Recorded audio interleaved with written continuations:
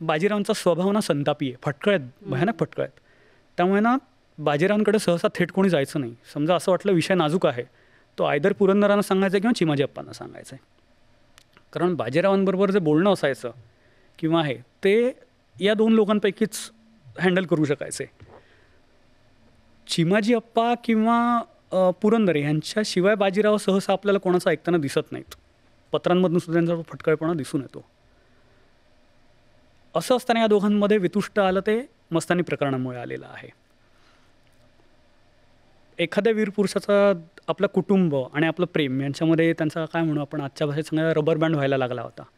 त्यामुळे बाजीराव आहेत ते वैतागले आणि ते सगळं सोडून मोहिमेवरती निघून गेले. कारण त्यांना मनस्ताप व्हायला लागला आणि त्याची ठिणगीसुद्धा इथपर्यंत पडली की मी म्हटलं शेवटच्या 2.5 वर्षात शनिवारवाड्यामध्ये मस्तानी महाल बांधला आणि मस्तानीला आणून ठेवलं. तिथे चिमाजी अप्पांचा राग प्रगट झाला की जोपर्यंत ही स्त्री घराच्या बाहेर होती तोपर्यंत ठीक होतं कदाचित, पण ही तू थेट शनिवारवाड्यामध्ये आणून ठेवतोयस